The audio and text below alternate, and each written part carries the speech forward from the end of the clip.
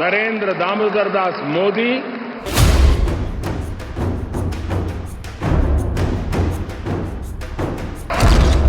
मोदी का mission India पूरा system बदल दिया। मैंने देशवासियों से भी ये वादा किया था कि इस दिवाली और छठ पूजा से पहले खुशियों का डबल धमाका होगा।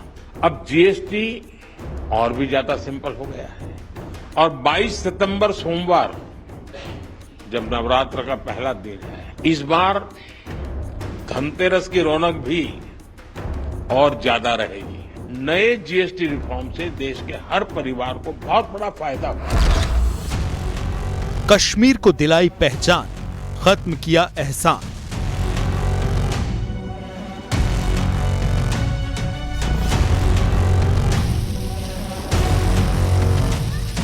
ये वो नया जम्मू कश्मीर है जिसका इंतजार हम सभी को कई दशकों से था। ये वो नया जम्मू कश्मीर है जिसके लिए डॉक्टर श्यामा प्रसाद मुखर्जी ने बलिदान दिया था। 3 तलाक वाली कुरीति, मुक्त हुई हर बेटी।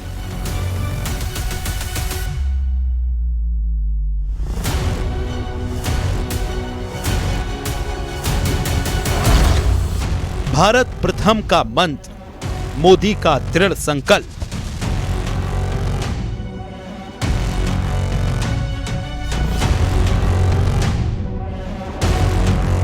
हमें अपनी ब्रांड पे गर्व होना चाहिए, मेड इन इंडिया पर गर्व होना चाहिए।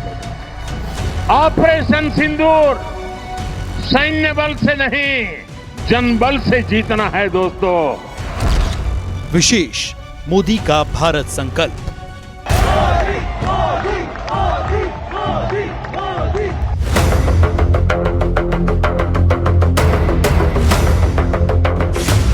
दो 2014 से अब तक भारत के प्रधानमंत्री के तौर पर नरेंद्र मोदी ने ऐसे कई ऐतिहासिक फैसले लिए जिन्होंने भारत को मजबूत, एकजुट और आधुनिक राष्ट्र बनाने की दिशा में कदम बढ़ाया। इन फैसलों ने आर्थिक सुधारों से लेकर सामाजिक न्याय तक और राष्ट्रीय सुरक्षा से प्रशासनिक दक्षता तक हर क्षेत्र में भारत को अगवा बनाने की कोशिश की और इसके लिए मुहिम शुरू की। आज व्यक्ति विशेष में पीएम मोदी की इन्हीं अहम फैसलों पर डालेंगे नजर और जानेंगे एक्सपर्ट्स का नजरिया। –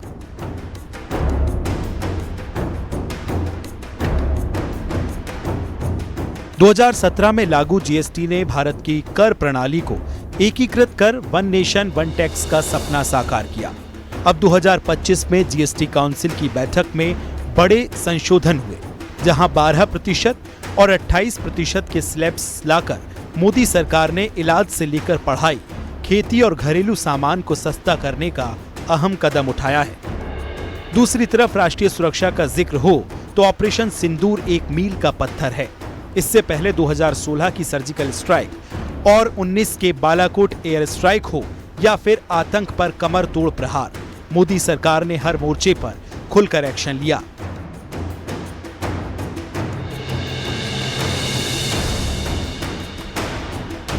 सामाजिक न्याय के मोर्चे पर 3 तलाक बिल ने मुस्लिम महिलाओं को सशक्त बनाया और सदियों पुरानी कुरीति को खत्म कर दिया।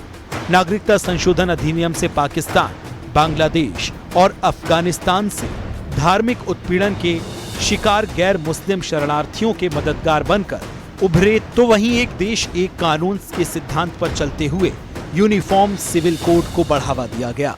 इसके अलावा सिस्टम को बेहतर बनाने की मुहिम में भारतीय न्याय संहिता भी अहम कदम साबित हुआ। ब्रिटिश कालीन आईपीसी, सीआरपीसी और साक्ष्य अधिनियम को बदलकर बीएनएस और आपराधिक न्याय प्रणाली को भारतीयता की कसौटी पर कसा। 75 साल की उम्र में भी नरेंद्र मोदी हर पल विकसित भारत 2047 के विजन को साकार करने की खातिर दमदार और कुशलता से काम कर रहे हैं। आज विशेष में जिक्र मोदी के भारत संकल्प का।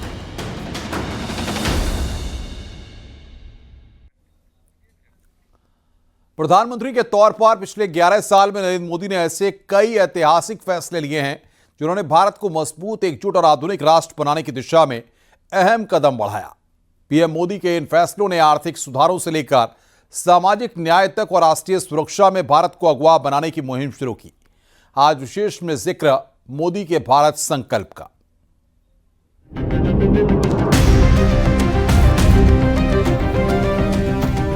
हमें अपनी ब्रांड पे गर्व होना चाहिए, मेड इन इंडिया पर गर्व होना चाहिए। पिछले 11 साल के कार्यकाल में प्रधानमंत्री नरेंद्र मोदी ने न सिर्फ नए भारत के विकास पथ का पुख्ता रोड मैप तैयार किया, बल्कि भारत को रफ्तार के साथ उस पर आगे बढ़ाया भी। मुश्किल वक्त में घिरे देशों की मदद के लिए सबसे पहले हाथ बढ़ाना हो, पर्यावरण के मुद्दे पर दुनिया के देशों को एकजुट करना हो, या फिर आतंक के खिलाफ प्रभावी रणनीति मोर्चा तैयार कर आतंक के सरपरस्तों को तोड़कर रख देना हो, पीएम मोदी ने हर मोर्चे से वैश्विक मंच पर एक प्रभावशाली नेता के रूप में पहचान हासिल की है। इसके साथ ही नए भारत के निर्माण की राह पर प्रधानमंत्री मोदी ने एक के बाद एक प्रभावशाली फैसलों से पूरा सिस्टम ही बदल कर रख दिया है। 2014 से अब तक पीएम नरेंद्र मोदी ने कई ऐतिहासिक फैसले लिए हैं, जिन्होंने भारत को मजबूत, एकजुट और आधुनिक राष्ट्र बनाने की दिशा में कदम बढ़ाया है। इन फैसलों ने आर्थिक सुधारों से लेकर सामाजिक न्याय तक, राष्ट्रीय सुरक्षा से प्रशासनिक दक्षता तक हर क्षेत्र को प्रभावित किया है।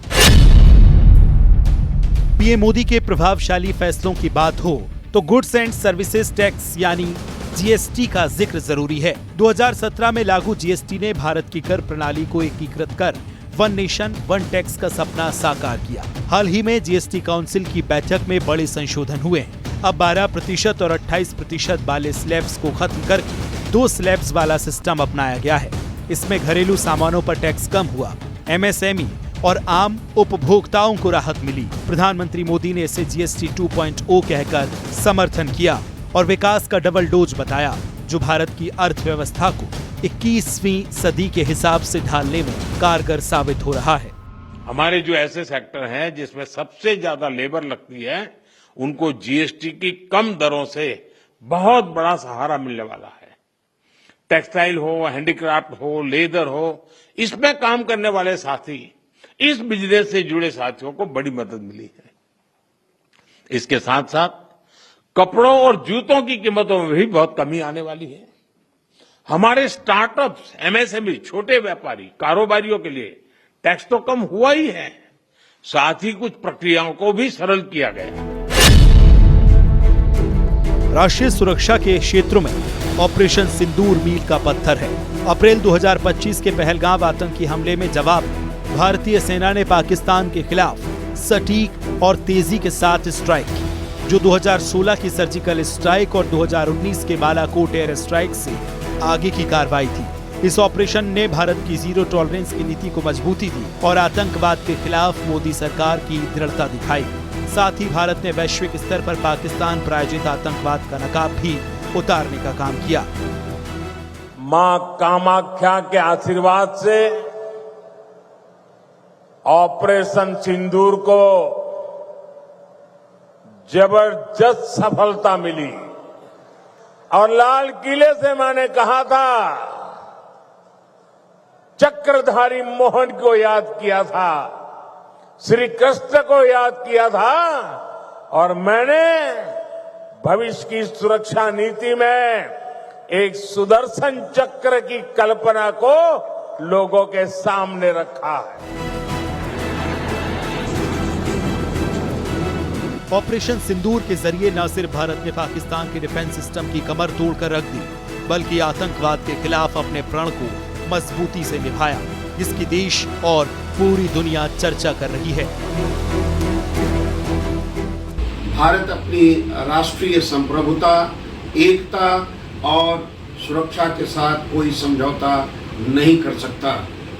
ये बहुत साफ तौर पर देखा जा सकता है कि चाहे वो सर्जिकल स्ट्राइक हो या ऑपरेशन सिंदूर, भारत ने दुनिया को बता दिया कि आतंकवाद के मामले में भारत किसी भी तरह झुकने वाला नहीं है।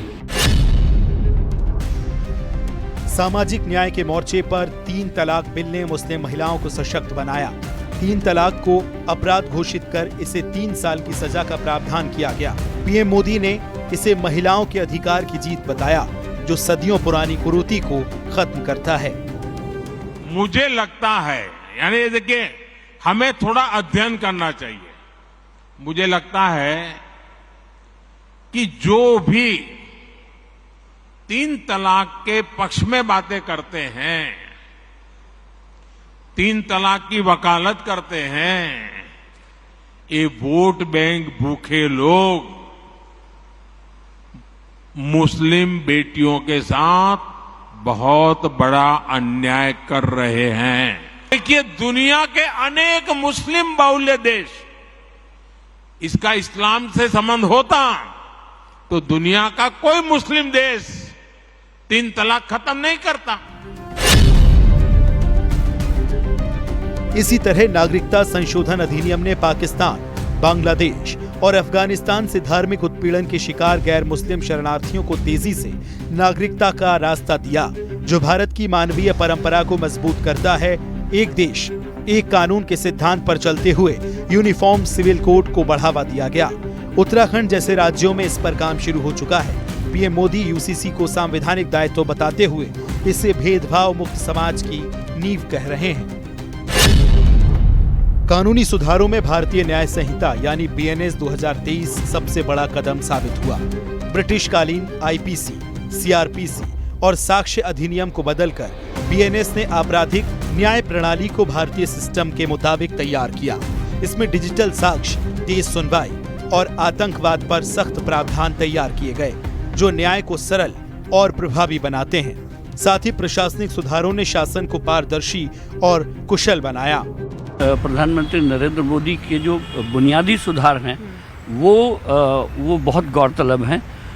उसमें हम लोग 300 आर्टिकल 370 हटने की बात करते हैं, साथ में हम लोग यूसीसी पर भी आ जाते हैं। लेकिन उनसे भी अलावा जो ऐसे कदम हैं जिसने देश की दिशाएं बदल दी, जैसे कि जीएसटी का एक फैसला है जिसमें अब सेंट्रल लेवल पर, स्टेट और लेवल पर सबका एक टैक्स हो गया, और ये बहुत बड़ा रिफॉर्म था। साथ में आपने देखा कि डिमोनेटाइजेशन जैसा एक ऐसा निर्भीक कदम उठाया गया जिसमें ब्लैक मनी को या जो पुरानी मनी पड़ी हुई थी उसको बदला गया, नोट बदले गए। इसके अलावा आपने देखा होगा कि लगभग 1,500 पुराने कानून जिनका कोई मतलब नहीं था, अंग्रेज़ों के कानून थे, वो हटा दिए गए। वहीं इसके अलावा डिजिटल इंडिया, आधार, डायरेक्ट बेनिफिट ट्रांसफर यानी डीबीटी से भ्रष्टाचार कम हुआ, जबकि आरटीआई संशोधन और ई गवर्नेंस ने नौकरशाही को कम किया। 21वीं सदी में आगे बढ़ता हुआ हमारा देश एक ही लक्ष्य लेकर चल रहा है, विकसित भारत का लक्ष्य।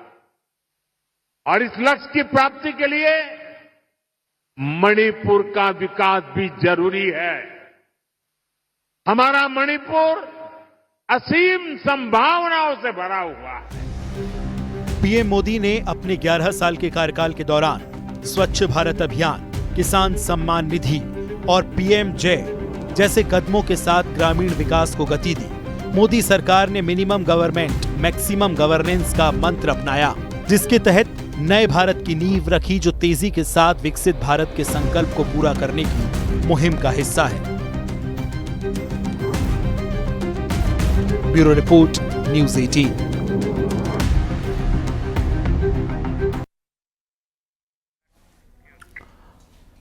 पीएम मोदी आज न केवल भारत के बल्कि विश्व राजनीति के सबसे शक्तिशाली नेताओं में शुमार हैं, बल्कि दुनिया उनके लिए गए फैसलों और नीतियों को उम्मीद भरी नजरों से देखती है।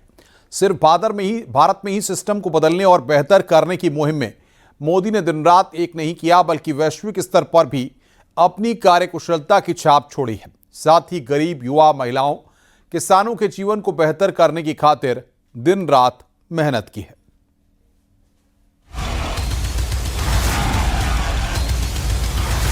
भारत ने दुनिया को युद्ध नहीं, बुद्ध दिए।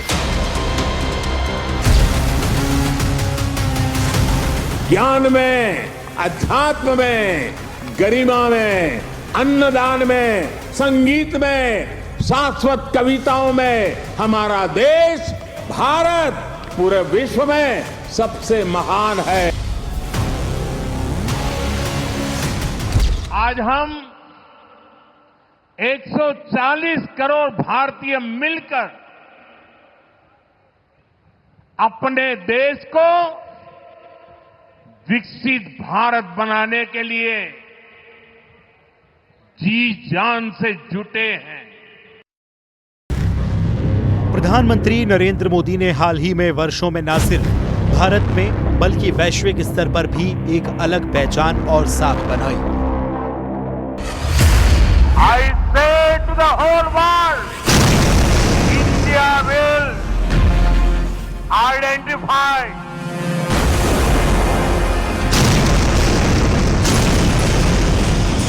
track and punish every terrorist.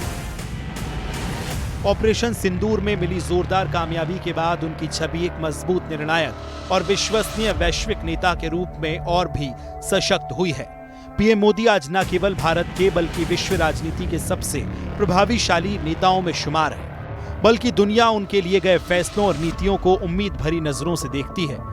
सिर्फ भारत में ही सिस्टम को बदलने और बेहतर करने की मुहिम में मोदी ने दिन रात एक नहीं किया, बल्कि वैश्विक स्तर पर भी अपनी कार्यकुशलता की छाप छोड़ी।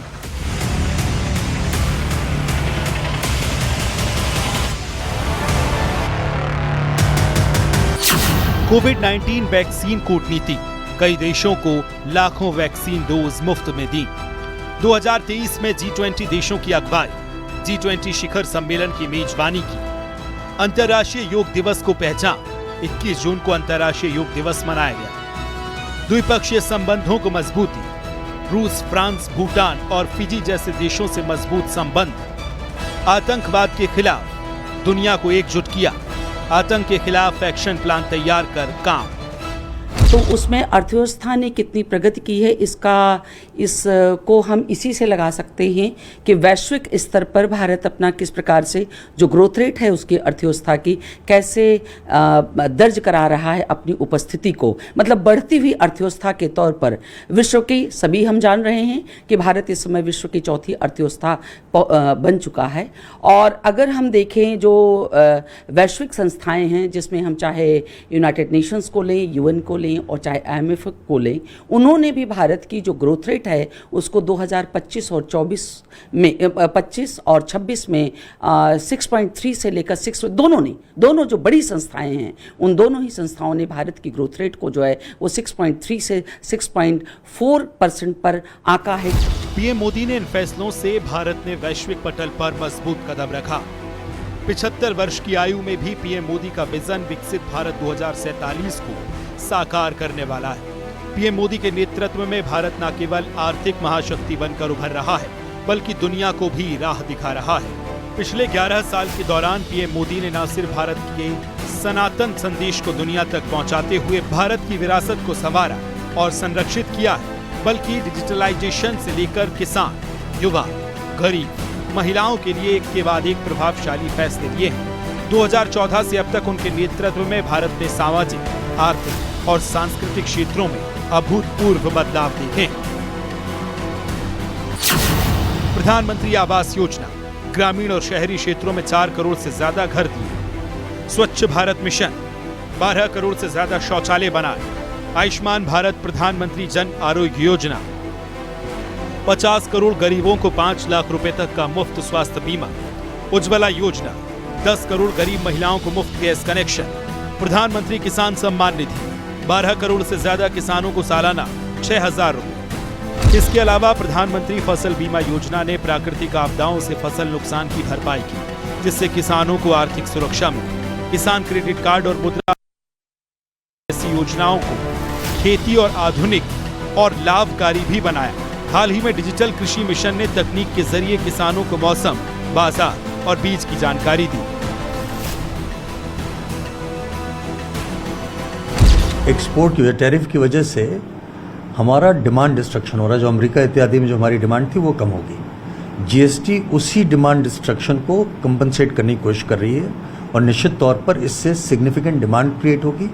आम आदमी के हाथ में पूर्व के तुलना में ज़्यादा संसाधन आएंगे और लाभ ये भी है कि आने वाले समय में, जैसा कि इस समय कहा भी जा रहा है, कि बहुत जल्दी शायद हिंदुस्तान और अमेरिका की ट्रेड डील हो जाएगी।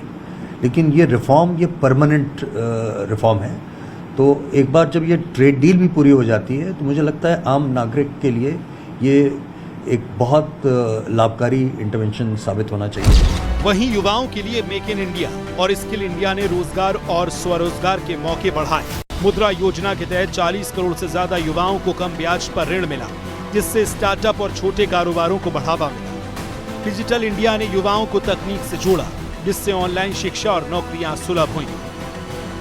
बाइंग करेगा, शॉपिंग करेगा तो उससे क्या होगा, डिमांड बढ़ेगी, कंजम्पशन बढ़ेगी। अब डिमांड और consumption they are the biggest strength of Indian economy. जब कंजम्पशन बढ़ेगी तो क्या होगा, मैन्युफैक्चरिंग बढ़ेगी, मैन्युफैक्चरिंग बढ़ेगी तो जीडीपी ग्रोथ बढ़ेगी, इनकम टैक्स कलेक्शन बढ़ेगी और सबसे बढ़िया क्या होगा, नौकरियां, रोजगार बढ़ेगा, बहुत सी जॉब अपॉर्चुनिटीज आएंगी, एग्जिस्टिंग जॉब्स पे इंक्रीमेंट आएंगे। अब देखिए मिडिल क्लास का सपना क्या होता है, मिडिल क्लास ये चाहता है कि उसके खर्चे कम हो, उसकी कमाई बढ़ जाए। हर मिडिल क्लास परिवार का ये सपना होता है, तो यहाँ मिडिल क्लास के खर्चे कम हो रहे हैं। नई शिक्षा नीति ने शिक्षा को रोजगार परक बनाया।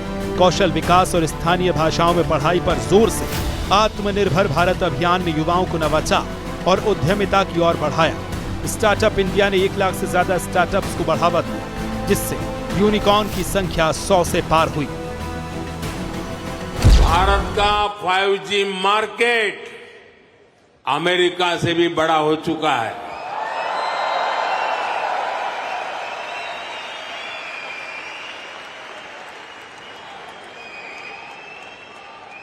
और ये 2 साल के भीतर भीतर हुआ है। अब तो Bharat made in India 6G पर काम कर रहा है। ये कैसे हुआ?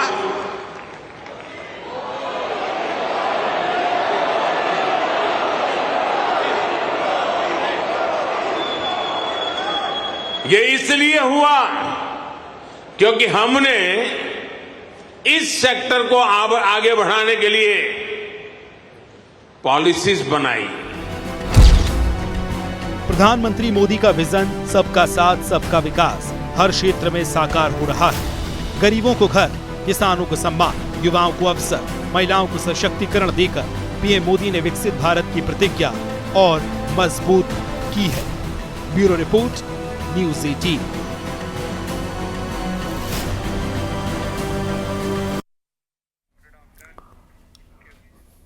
भारत की सैन्य शक्ति, रणनीतिक सोच और आत्मनिर्भरता की मिसाल ऑपरेशन सिंदूर को अंतर्राष्ट्रीय मीडिया और कूटनीतिक हलकों में तारीफ मिली।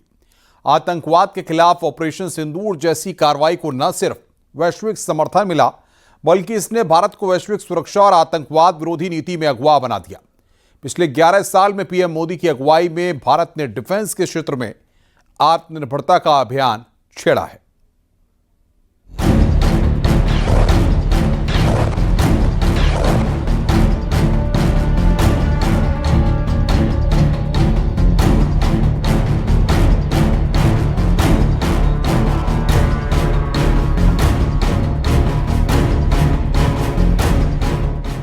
ऑपरेशन सिंदूर के दौरान भारत ने पाकिस्तान के आतंकी ठिकानों पर बिना किसी बाहरी मदद के सटीक और कमर तोड़ कार्रवाई की।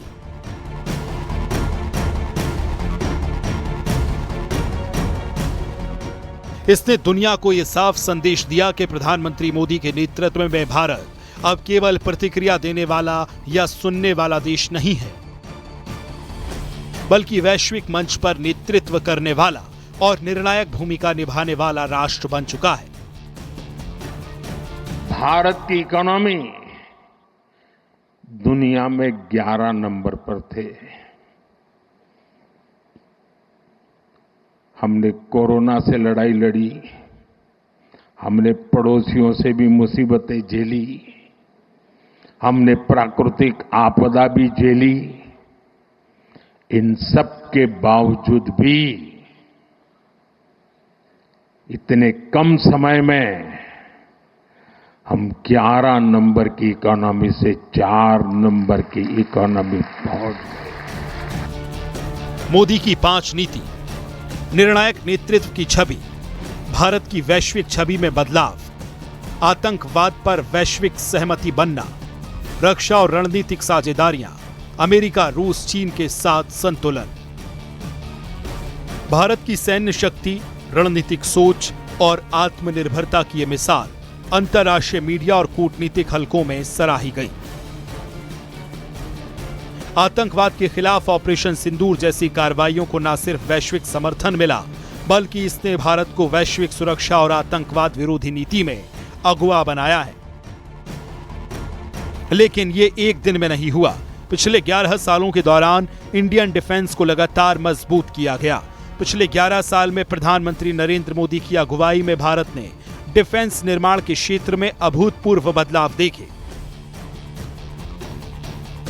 2014 से पहले आयात पर निर्भर भारत अब आत्मनिर्भरता की ओर बढ़ रहा है। मेक इन इंडिया और आत्मनिर्भर भारत अभियान ने डिफेंस उत्पादन को 174% बढ़ाकर 2023-24 में 1.27 लाख करोड़ रुपए तक पहुंचा दिया है। ऑपरेशन सिंदूर के दरमियान पहली बार हुआ जब आत्मनिर्भर भारत की ताकत को दुनिया ने पहचाना। Made in India drone, made in India missile ने पाकिस्तान के हथियारों की पोल खोल करके रख दी। इन प्रभावशाली कदमों में डिफेंस प्रोडक्शन पॉलिसी 2020 ने निजी क्षेत्र को बढ़ावा दिया। निजी कंपनियों ने ट्रांसपोर्ट एयरक्राफ्ट, आर्टिलरी गन और पिनाका रॉकेट लॉन्चर बनाए। आईएनएस विक्रांत देश का पहला स्वदेशी एयरक्राफ्ट कैरियर 2022 में कमीशन हुआ, जो समुद्री शक्ति का प्रतीक है।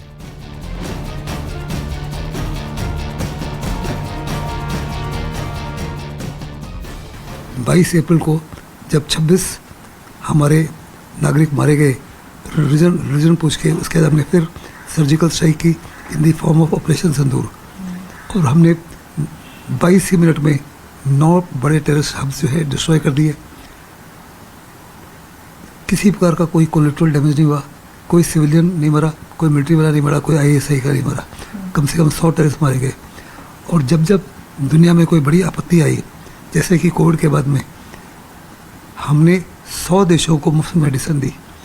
और जब रशिया और यूक्रेन की लड़ाई हुई तो फर्टिलाइजर प्राइसेस आसमान को छू लिया। सबसे बड़ा वीट का एक्सपोर्टर यूक्रेन था। तब दुनिया में बड़ी भूखमरी पड़ गई, खास करके ग्लोबल साउथ में। 84 देशों को हमने राशन सप्लाई दिया। प्रचंड हेलीकॉप्टर, पृथ्वी 2 मिसाइल और अग्नि 3 के सफल परीक्षण के स्वदेशी तकनीकी को मजबूती मिली।